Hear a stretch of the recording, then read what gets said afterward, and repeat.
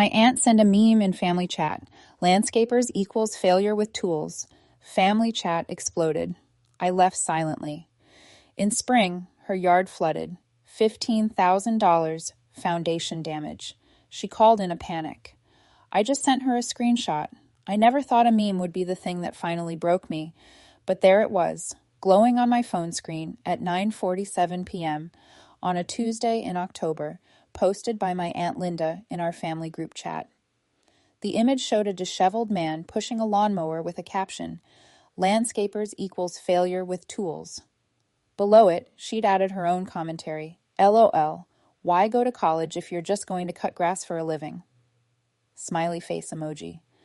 My thumb hovered over the screen. I'd been a professional landscape designer for 6 years. I had a degree in horticulture and environmental design from Penn State. I'd worked on projects for the Morris Arboretum and the Pennsylvania Horticultural Society. I designed sustainable drainage systems for 3 municipal parks. But sure, Aunt Linda, I just cut grass. The messages started flooding in immediately. My cousin Brandon, haha, so true though. My uncle Mark. That's what happens when kids don't apply themselves. My grandmother, bless her oblivious heart. I don't understand what this means, but the grass looks nice. I watched the chat explode for exactly 7 minutes. 17 messages. Each one felt like a small knife between my ribs. My mom jumped in trying to deflect. "Oh, Linda, you know Robin does more than just mowing." But even her defense felt weak, apologetic, like she was embarrassed on my behalf. Aunt Linda responded, "I'm sure Robin's job is very important. Someone has to do the manual labor." Flex biceps emoji, manual labor.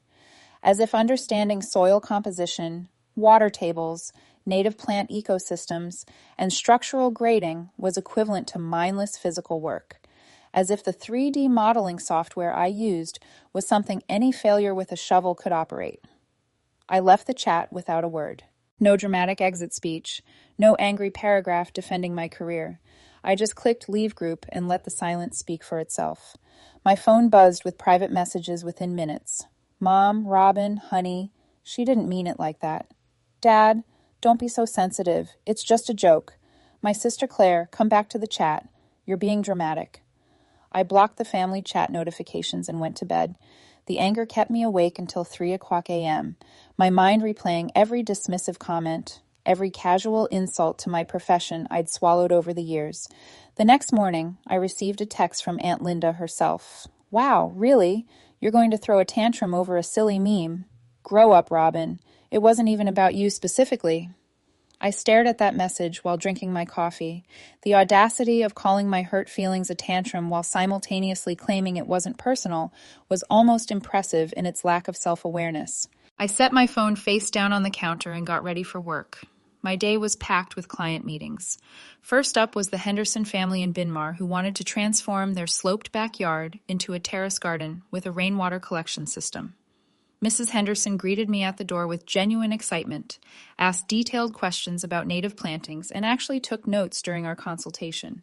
She respected my time, valued my input, and scheduled a follow-up without trying to negotiate my rates down. This was what professional respect looked like. During lunch, I checked my phone.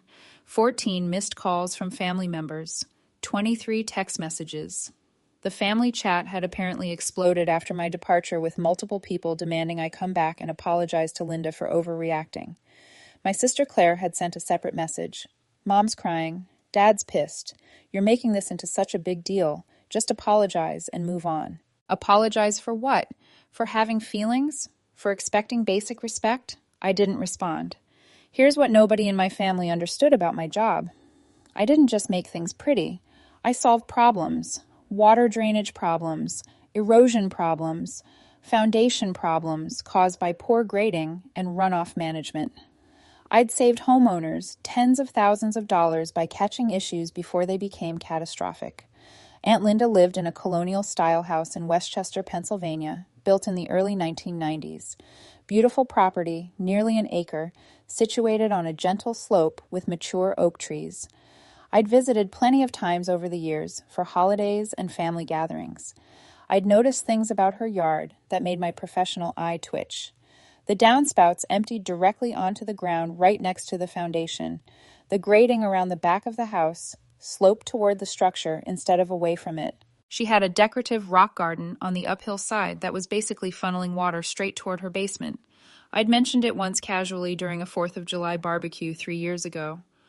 Linda, you might want to think about regrading your backyard. That slope is going to cause you problems eventually. She'd laughed. Actually laughed. Oh, Robin, always trying to drum up business. The house has been fine for 30 years. I think we'll survive without paying someone to move dirt around. I'd shrugged and grabbed another burger. Not my house. Not my problem.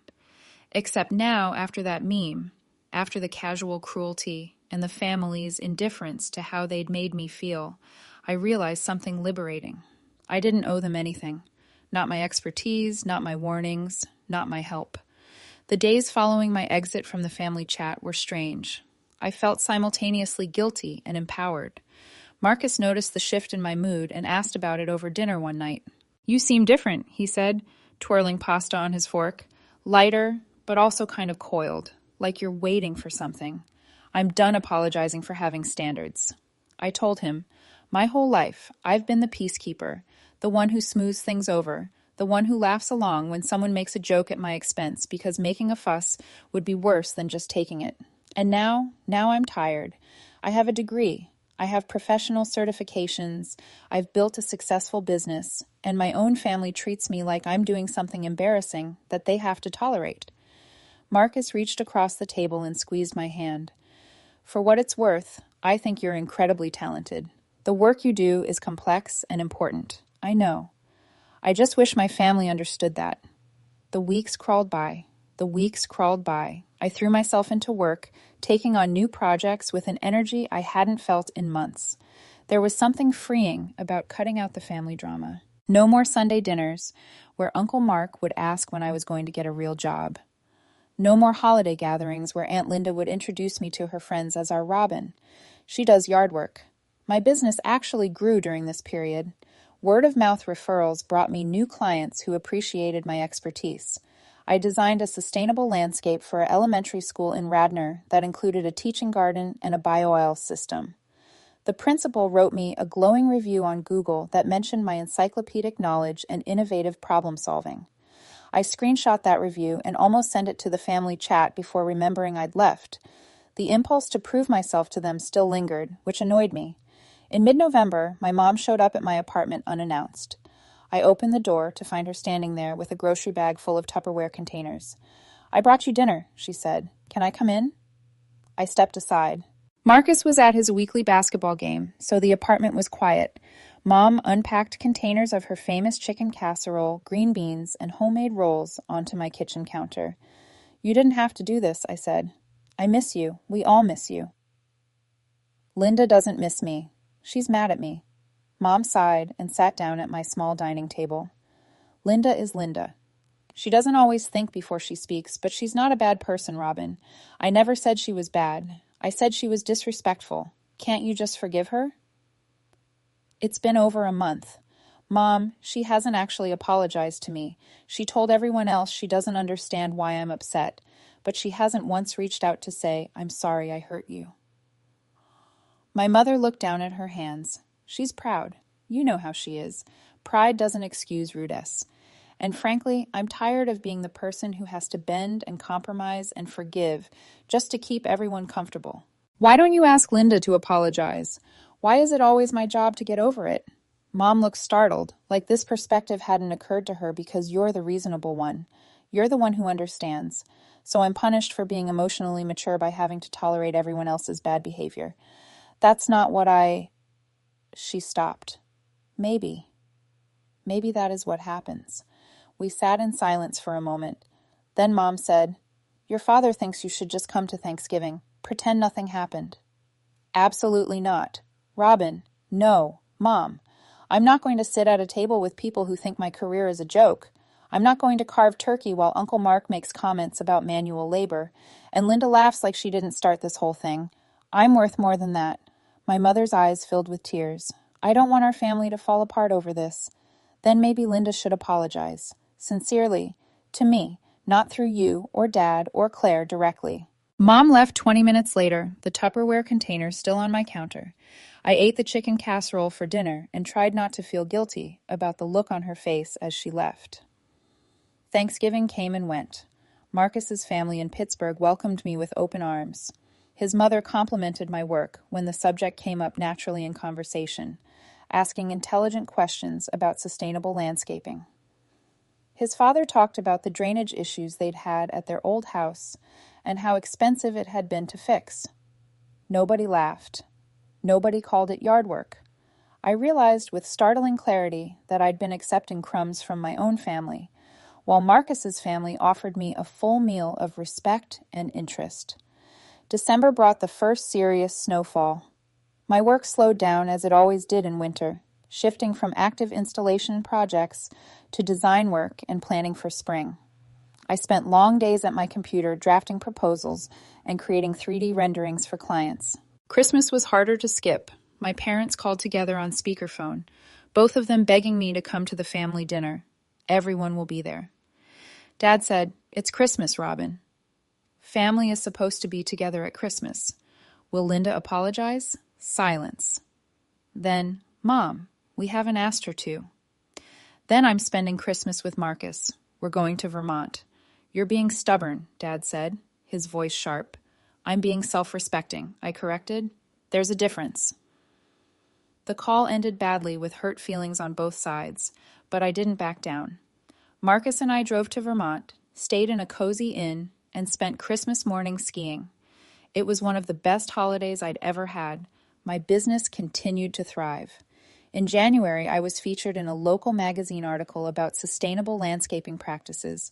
The article included photos of 3 of my projects and quoted me extensively about the importance of proper water management in residential landscapes. I posted the article on my professional social media accounts.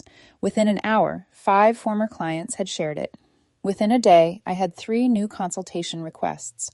The validation felt good in a way that family approval never had because it was based on my actual work, not on people deciding to tolerate my presence.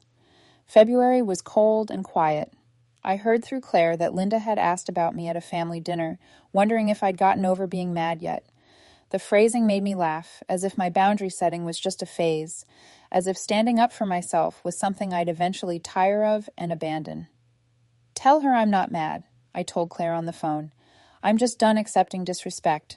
She thinks you're being dramatic. Of course she does. Because acknowledging that she hurt me would require her to feel bad about her actions, and that's uncomfortable. Claire sighed. I'm stuck in the middle here, Robin. Can't you two just work this out? There's nothing to work out. Linda can think whatever she wants about landscapers. She can post whatever memes she wants. And I can choose not to have a relationship with someone who mocks my profession. Everyone gets what they want. Except you're both miserable. I'm not miserable. I'm actually doing great. And I was. Business was good.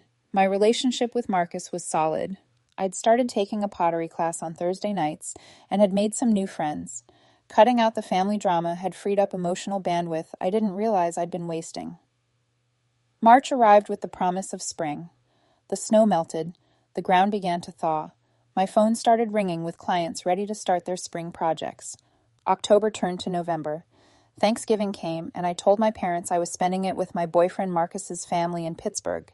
It was actually true, but the relief of not having to face Aunt Linda was the real gift. Christmas, I volunteered to work at a shelter downtown. New Year's, Marcus and I went to Vermont. I didn't attend a single family function for 6 months. My mom guilt-tripped me weekly. Linda asks about you. She wants to apologize, but no apology ever came directly, just secondhand messages, which somehow felt worse than nothing. Winter was brutal that year. Pennsylvania got hammered with snow from January through March. Then spring arrived with a vengeance. April brought rain, lots of rain, the kind of rain that turns yards into swamps and exposes every flaw in a property's drainage system. I was in my office on a Wednesday afternoon in late April, reviewing plans for a commercial project, when my phone rang. Aunt Linda. I stared at her name on the screen, debating whether to let it go to voicemail. Curiosity won. Hello, Robin. Oh, thank God you answered. Her voice was shrill with panic. I need your help. It's an emergency. Our basement is flooding, and there's water everywhere, and the foundation company says we have major structural damage. And slow down, I said, keeping my voice neutral. What happened? She launched into a frantic explanation. The heavy spring rains had saturated her yard. Water had pulled against her foundation. Her basement had flooded with 6 in of water. When the emergency water remediation company came out, they discovered cracks in her foundation. Big cracks. The kind that meant serious structural compromise. They're saying it's going to cost $15,000 to fix. She wailed. Maybe more. And the insurance company is saying it's not covered because it's a maintenance issue, not a sudden event. Robin, you know about this stuff. Can you come look at it, please? I'm desperate. I leaned back in my chair. Through my office window, I could see this Kill River, calm and beautiful in the afternoon light. That's terrible, Linda, I said. Have you called a landscaper? Silence. Then what? A landscaper? You know, someone who can assess your drainage issues and fix the grading problems that are causing water to flow toward your foundation instead of away from it. That's literally what landscapers do. I'm calling you, your family. I thought you could just come take a look and tell me what to do. I'm a landscaper, Linda. I'm one of those failures with tools. Remember? The silence stretched so long I thought she'd hung up. Then quietly, Robin, please. I'm sorry about that stupid meme. I didn't think. No, you didn't think. You didn't think about how dismissive and cruel it was. You didn't think about the fact that I've spent years studying and training for this career. You didn't think about apologizing to me directly instead of asking my mom to smooth it over. And you definitely didn't think about the free advice I gave you 3 years ago when I told you that your grading was going to cause problems. You told me at the 4th of July barbecue 2022. You laughed at me and said the house had been fine for 30 years. I could hear her breathing on the other end of the line processing this information. I don't remember that. Of course you don't. Because my professional opinion didn't matter to you then, and it only matters now because you need something from me. Robin, I'm begging you. I'll pay you. Whatever your rate is. The foundation company says we need to fix the drainage before they can even start repairing the cracks, or we'll just end up with the same problem again. I opened my desk drawer and pulled out my phone, scrolling back through my screenshots until I found what I was looking for. 6 months ago, the night everything had imploded, I'd taken a screenshot of the family chat before I left. The meme, her comment, the pylon from the rest of the family. Linda, I'm going to text you something. Hold on. I sent her the screenshot. What I want you to understand, I continued, is that I'm not refusing to help you because I'm petty or holding a grudge. I'm refusing to help you because you've made it very clear that you don't respect what I do. You think it's a joke. You think I'm a failure. So why would you want a failure fixing your $15,000 foundation problem? That meme wasn't about you. It was about my entire profession, which includes me. And you posted it in a chat with your niece who works in that profession. So yeah, Linda, it was about me. Fine. I was wrong. I'm sorry. Is that what you want to hear? I'm sorry. An apology given under duress, extracted by desperation, is worth about as much as the water in her basement, which is to say, nothing. I appreciate the apology, I said calmly, but I'm still not going to help you. I have a 6-week waiting list right now, and every single one of those clients values my expertise and treats me with respect.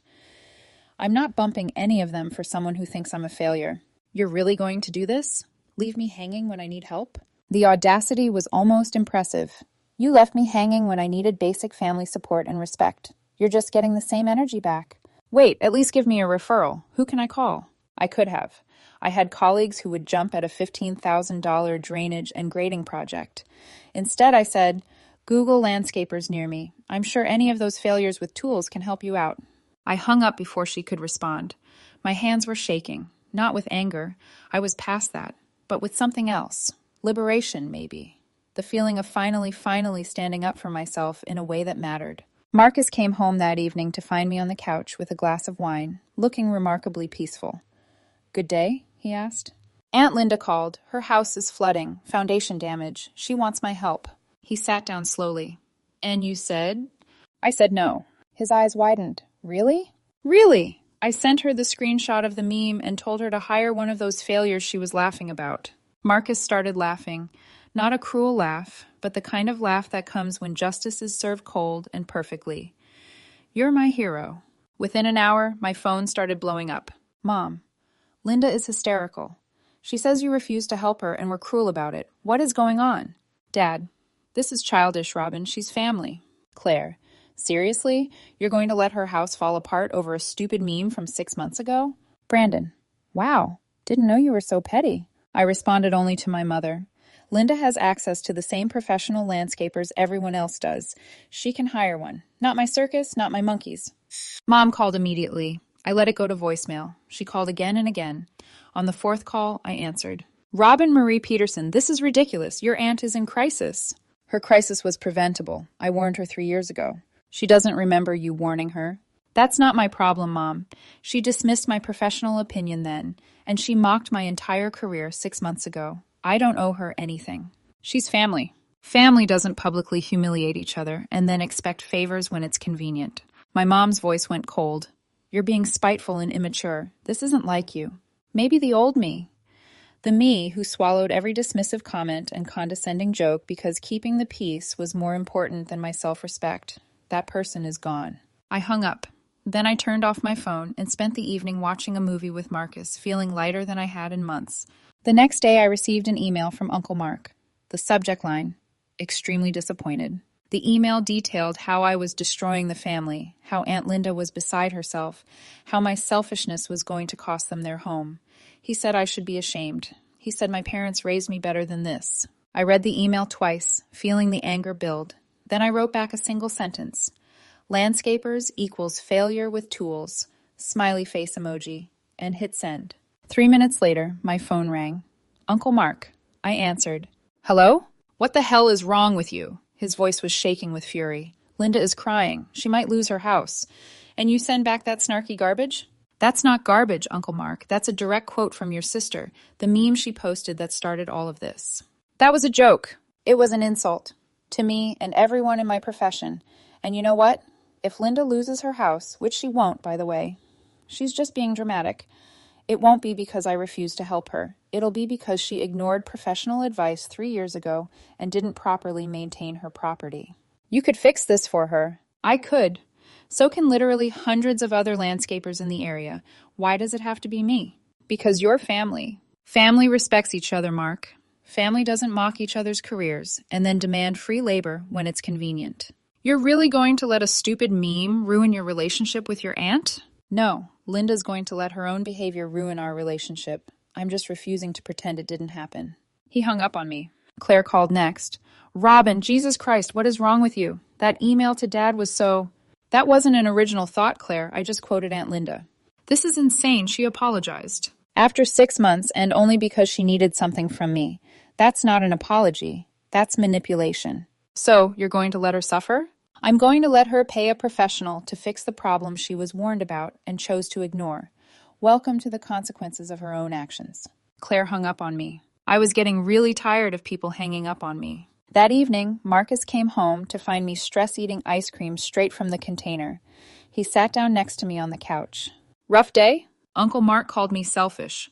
Claire called me. Mom's not speaking to me, and apparently I'm single-handedly destroying the entire family over a drainage problem Linda created herself, over my refusal to fix said drainage problem for free while pretending she didn't insult me. Marcus took the ice cream from me and set it on the coffee table. Do you regret standing your ground? I thought about it, really thought about it. No, I'm tired of being treated like the family punching bag. I'm tired of my career being the butt of jokes. I'm tired of being expected to help people who don't respect me. Then stop second-guessing yourself. You're not doing anything wrong. It doesn't feel great, though, all this conflict. No, Marcus agreed, but neither does being disrespected by the people who are supposed to love you. He was right. The discomfort of conflict was temporary. The damage to my self-respect from tolerating ongoing disrespect would be permanent. My grandmother called next. Sweet Grandma Helen, who probably still didn't understand what the original meme meant.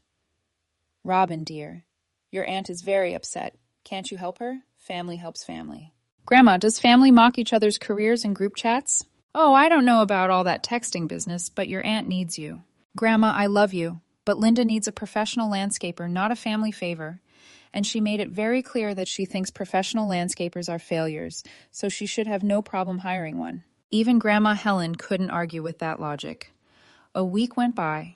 My phone stayed mostly quiet, which was its own kind of peace. I heard through my sister, who was still speaking to me, barely, that Aunt Linda had hired a landscaping company. They quoted her $8,000 for regrading, installing proper drainage, and adding a French drain system. Combined with the foundation repairs, she was looking at $23,000 total. I felt zero sympathy. Marcus asked me one evening if I felt guilty. We were making dinner together, chopping vegetables for stir-fry. Not even a little bit, I said, mincing garlic. Should I? No, I'm just surprised. Your family's really laying on the guilt. They're good at that.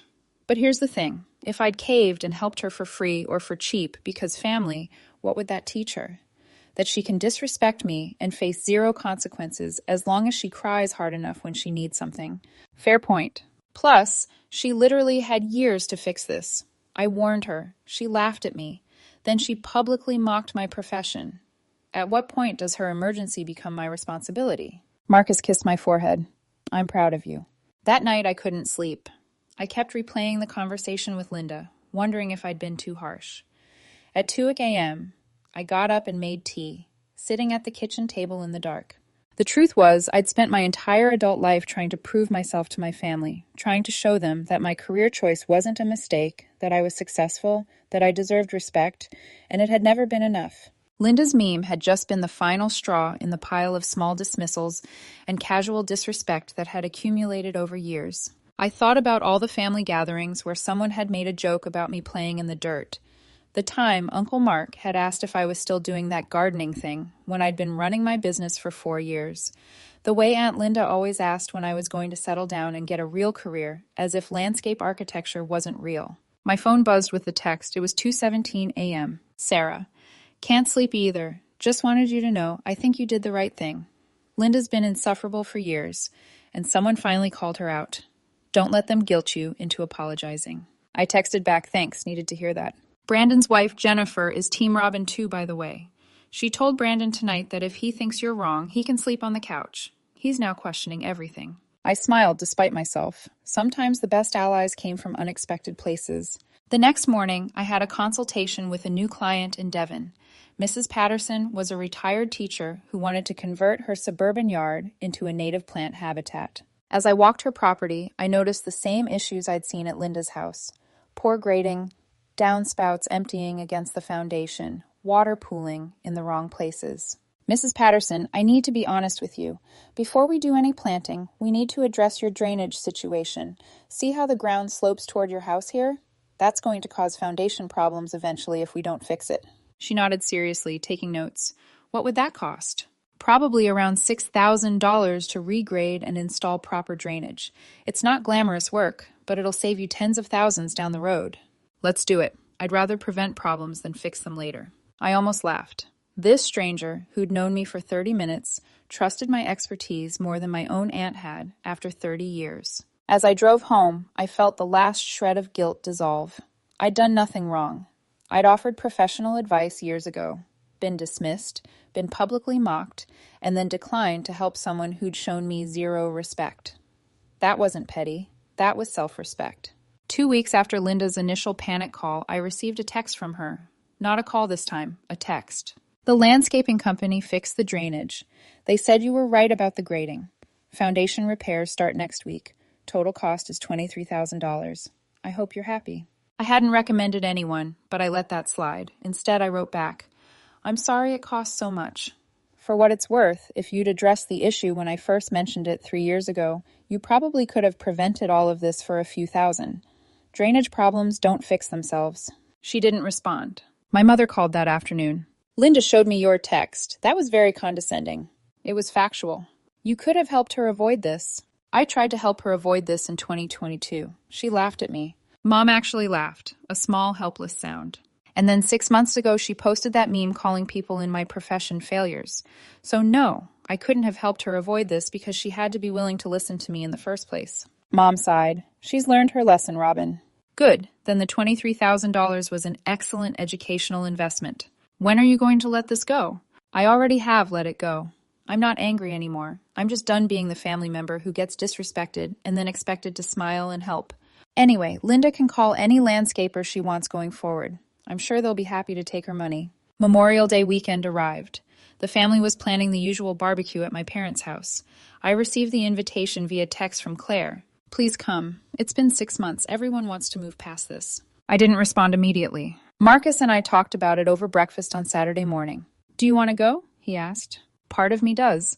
I miss my parents. I miss the good parts of family gatherings. But I don't miss feeling like my career is a joke to them. I don't miss being the family doormat. So don't be the doormat. Go, be pleasant, but maintain your boundaries. He made it sound simple. Maybe it was. I texted Claire back. I'll come, but if anyone makes a single comment about landscaping, Linda's house, or me being petty, I'm leaving. No discussion, no drama. I'll just go. Claire responded, Deal, I'll tell everyone. Memorial Day. Monday arrived sunny and warm.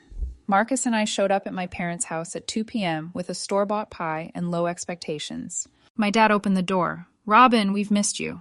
He hugged me tightly, and I felt some of the tension release from my shoulders. Whatever else was true, my parents loved me. The backyard was full of familiar faces. Uncle Mark was manning the grill. Grandma Helen was holding court at the picnic table, telling some story about the neighborhood in the 1960s. Brandon and his wife were chasing their toddler around the yard. Claire waved at me from the porch. And there, sitting in a lawn chair with a glass of lemonade, was Aunt Linda. Our eyes met. She looked away first. I grabbed a beer from the cooler and settled into conversation with my cousin Sarah, who worked as a veterinarian and had always been one of the sane ones in the family. We talked about her new clinic, Marcus's job at the architecture firm, the Phillies' disappointing season. An hour passed, then 2. Aunt Linda and I maintained a careful distance, orbiting each other in the same space but never colliding. Finally, as the sun was starting to sink lower and people were settling into post-meal contentment, my mother approached me. Can you and Linda talk? Please, just clear the air. I looked at Marcus. He squeezed my hand. I'll be right here. I walked over to where Aunt Linda was sitting. She looked up at me, her expression guarded. Can we talk? I asked. She nodded. We walked to the far corner of the yard, away from everyone else. For a long moment, neither of us spoke. Finally, Linda said, I really am sorry about the meme. I didn't think about how it would hurt you. That's the problem, Linda. You didn't think. You just assumed my job was something anyone could do, something that didn't require real skill or intelligence. And when I tried to warn you about your drainage problem years ago, you dismissed me because you didn't take my expertise seriously. You're right, I was wrong. She looked down at her hands. The landscaping company that fixed my yard, the guy who ran the project, has a master's degree in environmental engineering. He showed me all these diagrams and calculations about water flow and soil saturation. I had no idea it was so complicated. It is complicated. That's why it's a real profession. I know that now. It cost me $23,500 to learn it, but I know it now. I almost smiled. Almost. I didn't take pleasure in your house flooding, Linda. I just couldn't be the person who dropped everything to rescue you after you'd made it clear you didn't respect me. I understand. And I'm not asking for us to go back to how things were. I just want you to know that I get it now.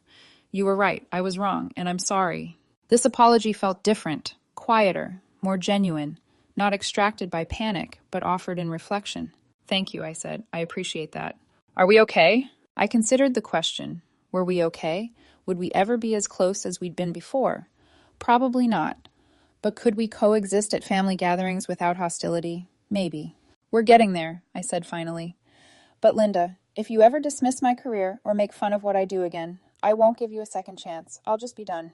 Fair enough. We walked back to the group together, not arm in arm, not as best friends, but as two people who had reached a truce. Marcus raised his eyebrows at me questioningly. I nodded slightly. We were okay. The rest of the afternoon passed peacefully. As the party was winding down and people were starting to leave, Uncle Mark approached me. Robin, I owe you an apology too. That email I sent was out of line. Yeah, it was. Linda's always been my baby sister. I went into protective mode without thinking about your side of things. I get that, but maybe next time, ask both sides before you send an angry email.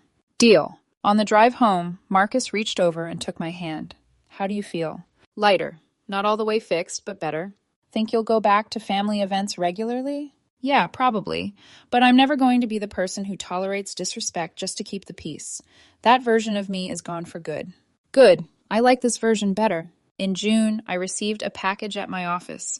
Inside was a framed photo of Aunt Linda's backyard, professionally landscaped, with a new drainage system, lush green grass, and beautiful native plantings. A note was attached. Thank you for being right, even when I didn't want to listen. The yard looks amazing. Linda. I hung it in my office, not as a trophy, but as a reminder that my expertise has value, that I don't owe anyone my professional skills for free, especially people who don't respect them. That boundaries aren't mean, they're necessary. My phone buzzed, a text from Mom. Family dinner this Sunday. Your dad's making his famous ribs. I smiled and typed back, we'll be there. Because that's the thing about boundaries. They don't mean cutting people out of your life forever. They mean teaching people how to treat you. And sometimes the best lessons are the expensive ones.